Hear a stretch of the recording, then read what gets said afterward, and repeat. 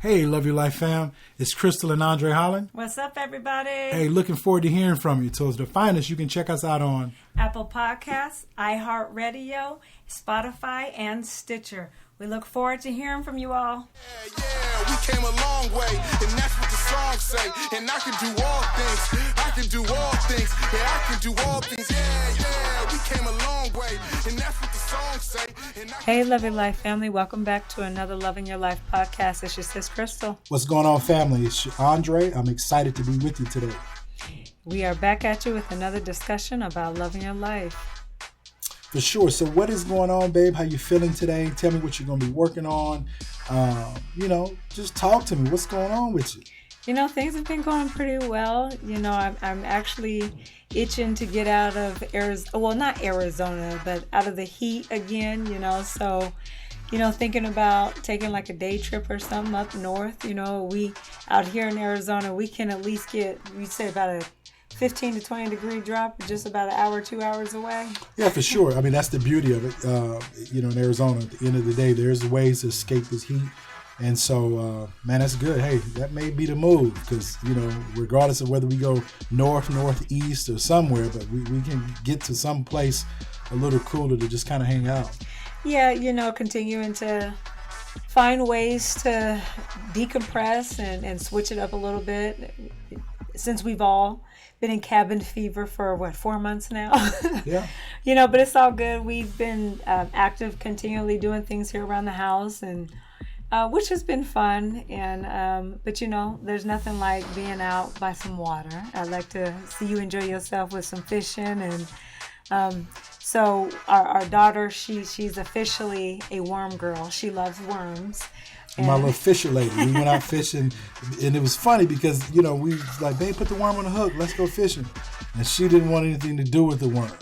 And then after about the hour or so being on the lake, it went from fishing to just digging and playing with the worms. And then naming the worms. And now she has a worm friend, and so it's pretty cool. And those are the moments that are so good. Why it's important to get our children out, get them amongst nature.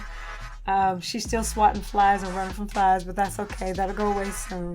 Well, and again, loving your life. Listen, we all need times to unplug, find areas of interest, pursue our passions, our hobbies that helps keep us refreshed, motivated, and ready to tackle a new day. Yeah. So I would encourage, even as in America, for the most part, a lot of the quarantines has lifted. I mean, certain states are more restrictive than others.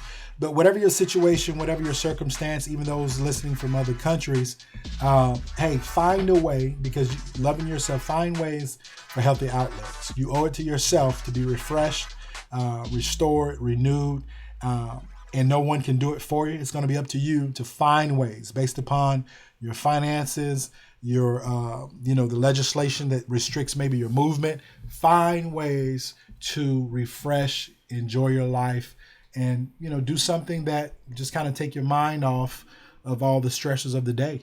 Yeah, that's huge. During this time, we've all found, well, not all, I can't speak for everybody, but many people have found healthy outlets. They've realized different things they need to adjust with their diet, nutrition, supplements to stay healthy. Be careful not to lay those things aside just because you're starting to get going again. Continue to take care of yourself, strengthen your immune system.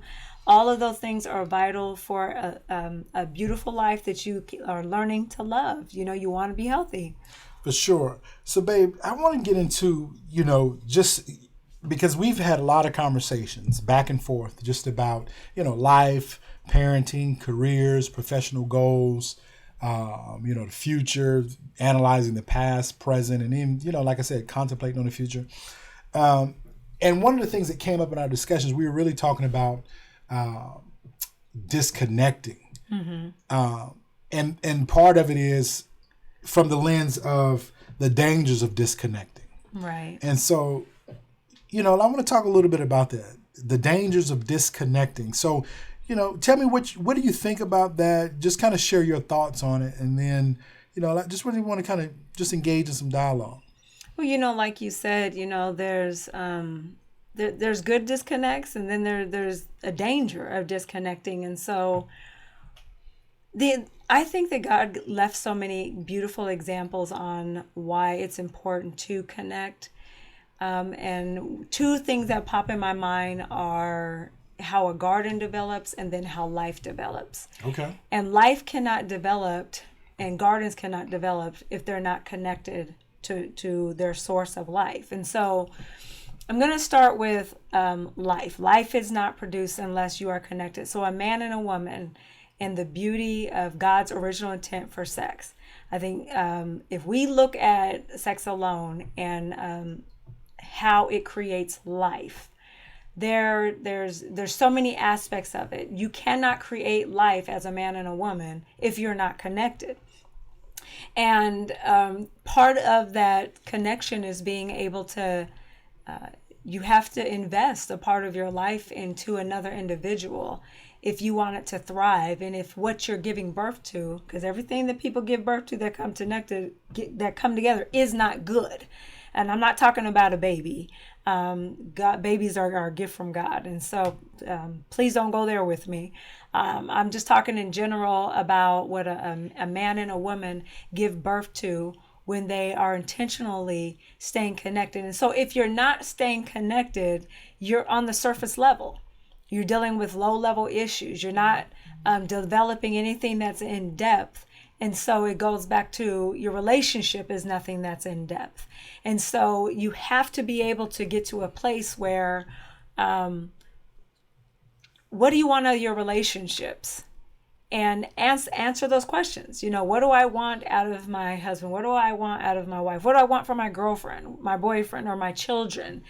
And then yourself as an individual. You know, what are some things that you've disconnected yourself from as a man or as a woman, and you're not giving birth to anything that's vital in your life? Or what have you connected yourself to that you have given birth to stuff that is detrimental to your life, it's unhealthy, you know? And so being able to answer these questions, but to me, this is a pretty in-depth topic. So, but one of the things even I heard as you speaking, because you mentioned being connected, you know, and producing life, that in the sense of having a baby, like a natural baby, a child. Right. But then I also heard the metaphor of connecting and what it produces. So kind of talk a little bit about the actual being connected and how that produces a physical child, mm-hmm. and the dangers of disconnecting in that form. Right. And then let's kind of deal with the metaphorical piece. Okay, and so if we look at just the analogy of sex alone, when a man and a woman are coming together, and you're not coming together for a quickie. You're coming together because you want to really come into this person. Well, what's wrong with quickies, babe? Now go ahead. Because hey, there's a time and a place for everything. But go ahead, girl. Let me let you finish. Okay. So usually to answer your question with a quickie, that's what it is. You know, it's like, hey, you know, let's do what we got to do at the time that we can. But you're not truly slowing down to connect with that person on an emotional level. Okay. And I'm not saying, I'm just asking. Okay. And I'm not saying it's without emotion. Right. But when you are really taking your time to come into this person, meaning you're making the emotional connection with them, you're conversing with them, you care about this individual, and when another human being knows that you are concerned about them as a human being, their comfort, their safety, there are amazing things that are birthed. And so you have, as God gave man seed and a woman an egg, when you come together, when you the metaphorically, when you bring your gifts together, a beautiful thing is you eventually are going to conceive a precious gift in your life and in your relationship. Right. So that conception, metaphorically speaking, is, you know, when you come together, and that could be with your significant other or people that you're just in a relationship with. Right. When you come together and give of yourselves, your time, your talent, and your energy, metaphorically speaking, it gives birth to great things, mm-hmm. great ideas, inventions, business opportunities. That's powerful. And then, you know, the concrete example of giving birth obviously is two people, a man and woman, coming together. You know, they can produce a child which is a blessing in itself, which is, you know, two people coming together and connecting on that level. You know, one of the things that you talk about and kind of sharing what's on your heart. When I look at the dangers of disconnecting, the flip side of it, opposite of, connecting, the dangers of disconnecting is some of the things, for lack of better terms, the wickedness it can produce or the alienation that it can produce. When I think about disconnecting, that's withdrawing from something or someone, terminating the relationship. And I understand there's a time for everything, but as we talk about dangers of disconnecting, one of the things that makes me think about is just a vine or any type of fruit-bearing tree or bush or flower or whatever the case is. As soon as you cut a branch off, or as soon as you cut like a cluster of grapes away from, the grape bush, as soon as you cut, a orange away or from an orange tree, or as soon as you pull a apple away from an apple tree, that apple or that fruit or whatever it is that you pulled away from that life source, it starts the process of dying. And it's not going to be overnight, because at the end of the day, that fruit is going to take some time to continually draw nutrients from that vine until it begins to dry out little by little. That's so good. And so death eventually occurs over time. And so one of the biggest fallacies is people think that, I'm just going to withdraw and isolate myself. And see, I'm fine. I feel good. Okay, but that's like a small shelf life. Mm-hmm. And everyone has different shelf life. You could withdraw from something that you really need to stay connected to, and it may take you 6 weeks, others maybe months, others it could be years, where you really realize that you're dying slowly. And when I say dying, metaphorically speaking, it doesn't mean life and death, but metaphorically speaking, it could be, just losing your zeal, your passion, or your vigor, or your strength to do something you need to get done. But you begin to die slowly because you're not connected to things or something that you need to be connected to. And so I would encourage, if we really examine our life, I truly believe, and again, I'm always talking about wisdom, there are times we have to withdraw from certain people, situations, circumstances that are detrimental to our well-being. But oftentimes, there's things that we may not even be aware of that we're disconnecting from, that is a true life source. And it truly is killing us slowly or detrimental to our health, our well-being, little by little. And, and again, babe, for me, I think about even just that particular scripture talks about John 15:5, staying connected to the vine. And without Jesus, God, you can do nothing. And obviously for believers, but anyone, for me, I sit and think about if we all, as humans, we all have the capacity. I don't care how holy you think you are.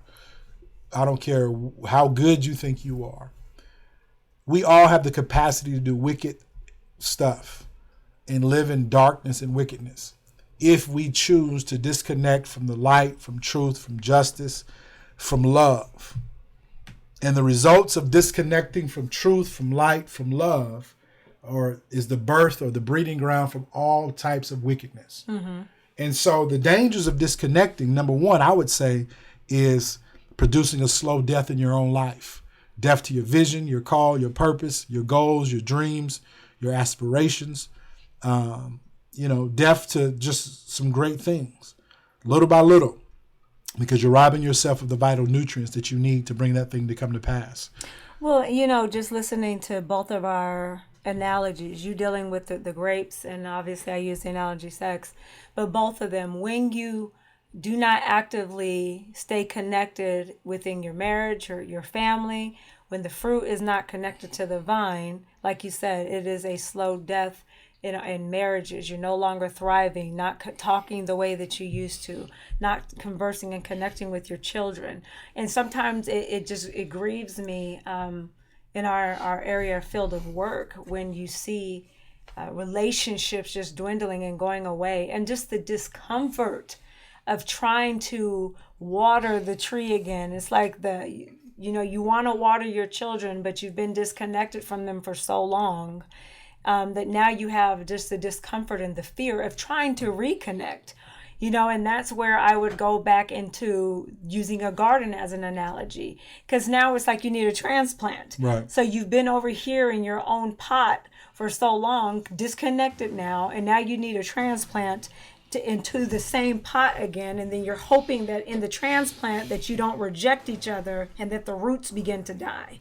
And so how do you do that? You have somebody trained who has a green thumb to do it, that's equipped to bring the tools and give you the information that you need in order to make sure that the roots regrow and take root into the soil. And that is the same thing in marriage and parenting, on your jobs. And so my question to our audience today is, do you need a transplant?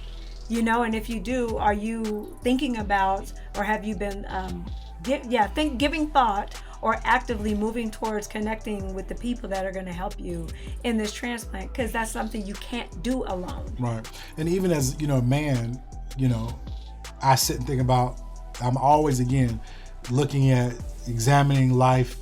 First of all, self-reflecting, looking at my own life first, because I never want to be that type of person that I can see everyone else's fault but not able to see my own fault and issues. Because that's a part of self-analysis, so I can make some corrections. But when I think about my own life, and I sit and think about our relationship, babe, with you as husband and wife, but then even with our children, and even the demands of life, it is so easy to get in our ruts where we're running and going and doing these different things, and if we're not intentional of staying connected, the dangers of disconnection would be, our relationship becomes boring, it becomes dry, it becomes dull, stale. We begin to operate in routine. If we refuse to talk to one another, there's an emotional detachment that begins to take place. And I remember, years ago we started date night, where every week we go on a date.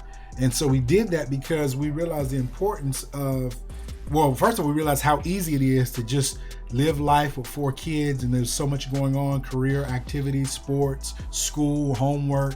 There's always so much going on. And we had to put a premium on our relationship. Right. By saying, you know what? We love our life enough, we love our marriage enough to make it a priority. And every week we're going to have a date night. That date night could be going to get ice cream, going to get dinners, getting a hotel for the weekend, getting a babysitter or someone to watch our kids. Obviously, we're at a place now where our older children can watch our younger children. But years ago, we started this date night because we were putting a premium on our marriage, so that we could nurture one another, hear one another's hearts, without children who do what children do. They always pull. That's a part of being a child. And so we had to even pull away from, all other responsibilities at times, just so we can nourish the connection between you and I, husband and wife. And out of that, it produced and is producing continual refreshment, renewing, excitement, and zeal.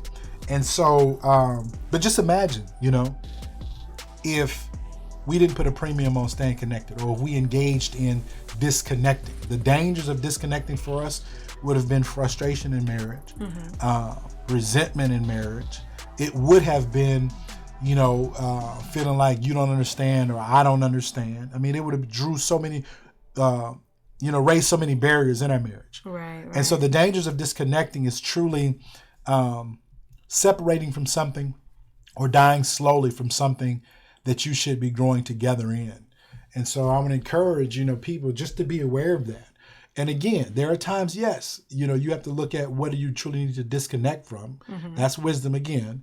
But the dangers of disconnecting in regards to something that is good for you is it causes death, slow death. And oftentimes, not always the case, but oftentimes we become the murderer of our own goals, dreams, and visions. And what do I mean by that? That's good. Well, if you make a choice to disconnect from something that can help you or that is meant to help you, and you don't realize that, whether it be out of ignorance, it be out of pride, arrogance, it be from, this is all I know. And so you deny or you disconnect from people, from situations, from circumstances that has truly been placed in your life for your well-being, well, if you choose to disconnect from it, that is your choice. But you also have to deal with the consequences of your choice of disconnecting, thereby inheriting the death that it eventually produces. Right. And so, man, this is powerful. It really is, and for my ladies out there, you have to fight to not get disconnected. And that applies to everybody, but I want to make a comment specific to women. When you are fighting for your relationships, and I want to speak to wives for a split second, understanding that when there's conflict that arises in your marriage, I get it, man. We are emotional feelers. We feel emotions, ours and those that we're called to love. And truly being able to take a deep breath, regulate your emotions, and know where to take your fight. And when I say that, understanding that there is an unseen battle that all of us are fighting, whether you believe it or not. And knowing that there are things that you are contending with, that your husbands are contending with, and utilizing your mouth for healing. And when I say that, being able to truly know, I know when I see certain things trying to come from my marriage or trying to come from my husband, the lioness roars up in me, and I'm going to protect the king of my jungle. And so that's right, girl, because I'm a lion. But real talk, because there are so many things that are influencing our emotions, and truly being able to sit back and get under the presence of God. And I'm not minimizing that. There's times you do have to steal away, man. If you are so emotionally high that you're going to be reactive, be mature enough to pull back and get in some worship, whatever helps to regulate your emotions. If it's prayer, going for a walk, exercising, there's many different ways. All these different things. And yes, I'm talking to women alone, and honey, I'm going to encourage, go ahead and holler at the brothers, But anyway, for sure. I'm going to do that, girl. Yeah, but knowing that, you're life givers, period. That's something that you can't run from. You can't minimize it. And that what you sow into your husbands, what you sow into your sons, is crucial. And so being that life giver, that doesn't mean that wrong is wrong. You call it out, you deal with it, but deal with it with the spirit of love, not belittling or trying to break your man down. And understand that you have so much power to encourage and to speak life. And you want to be that life force for your man, for your children. That doesn't mean minimizing what you're going through or trying to reason your way out of what you're going through or blaming yourself for what you're going through. You need to be able to convey those things absent of being verbally toxic and abusive. And that's really where I'm trying to go. Making sure that your husband looks forward to coming home to his castle. That he doesn't have to drive around for 2 hours to get mentally prepared to come and deal with your mouth. And that's real talk. Or that you see all his flaws, but none of your own. I said, and so really truly being able to look within, and then you have to fight for your relationship. There are some things and some people that are not going to be allowed in that space. You have to disconnect from people that are toxic in your ear, that are giving unwise counsel for you when it comes to dealing with conflict within your relationships. And so that's something I just really want to convey, that you have to fight to stay connected. This is not easy. Right. Well, and even, from a man's perspective, and again, I'm just giving a viewpoint from some men, but I think it applies to a lot of men, but I never want to, use a blanket statement that every man is in this situation. However, I want to say this, even when I think about the dangers of disconnecting, because, loving your life enough to stay connected to positive attributes, to things that you need that brings life. And I value relationships. Obviously, marriage, I value our marriage. I value positive relationships in my life. I value my coworkers. I value people. But the dangers of disconnecting and a lot of times in the case of a man, we begin to emotionally shut down.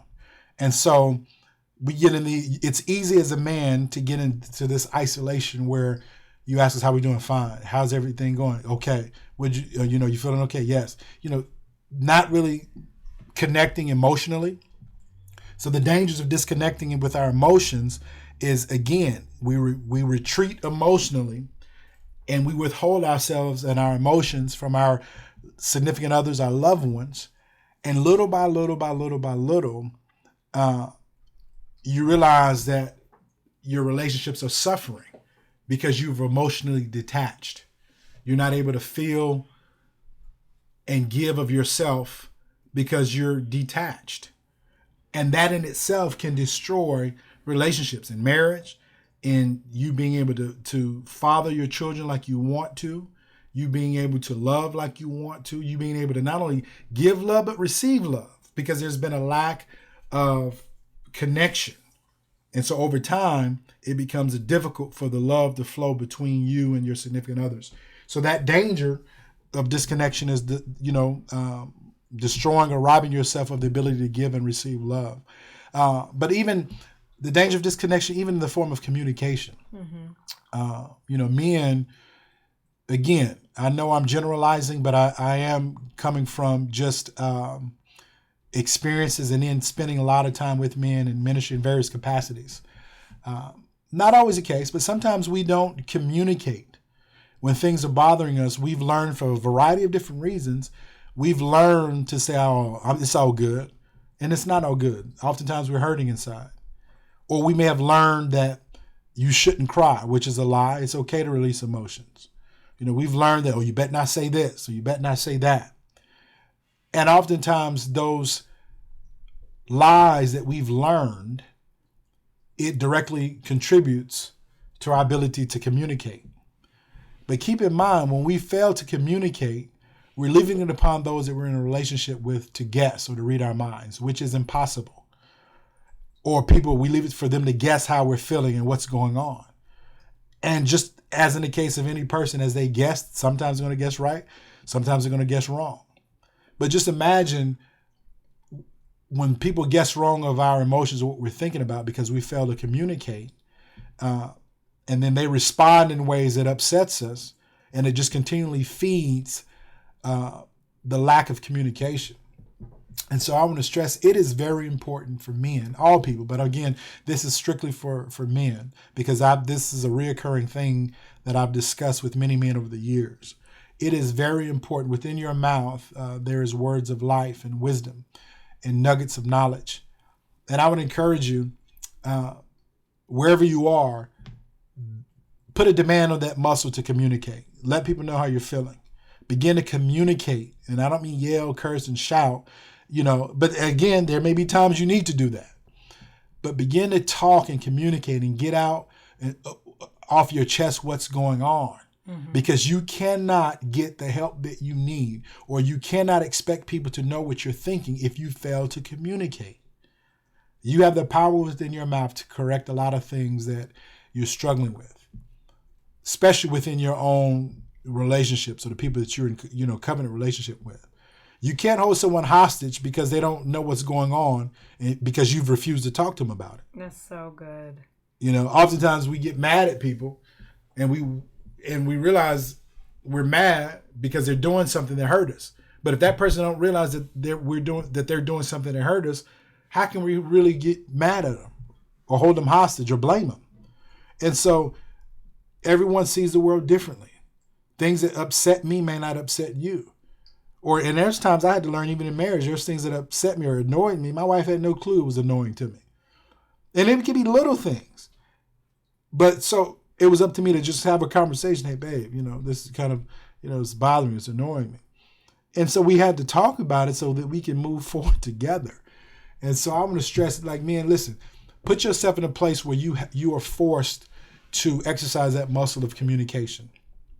There's death and life in the power of tongue. If you keep your mouth shut, I want you to understand, you're inviting death in. By refraining from talking, okay, you are inviting death in. Passively. Man. But again, if you want life to produce and be healthy, you have to talk.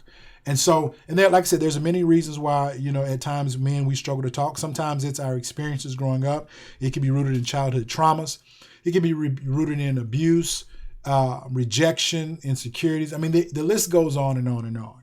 But I'm a firm believer. When you become a man, you learn, you fight to put away childish things. And so a child pouts, closes their mouth, and gives people the silent treatment. When you become a man, you learn little by little to communicate, to talk, to express what's going on in your heart. So again, I want to challenge us men. Hey, for sure. Let's get it cracking. Let's get our mouths open. Let's begin to talk about how we're feeling, how we're doing. Because at the end of the day, brother, I need you and you need me. And I believe that's how we all rise, learning from one another. And part of that is being connected to one another. So it's been real, fam. I think I'm getting ready to go connect with my wife. You know what I'm saying? So, baby, tell them where they can check us out at. You can check us out on Apple Podcasts, iHeartRadio, Spotify, Stitcher, Google Podcasts, and YouTube. Thank you all again so much for tuning in to another episode. Thank you. We love you. Peace. Shout to the city that raised me. Shout to the people that made me. I'm from the 80s. I don't think mumbling wavy. I grew up black on a Jay-Z. Maybe I'm crazy. I ain't been wondering lately. Feel like it's there for the taking. Feel like I'm good with the changes. Know who I am. And that's the most dangerous state. Hey, Love Your Life fam. It's Crystal and Andre Holland. What's up, everybody? Hey, looking forward to hearing from you. So to find us, you can check us out on Apple Podcasts, iHeartRadio, Spotify, and Stitcher. We look forward to hearing from you all.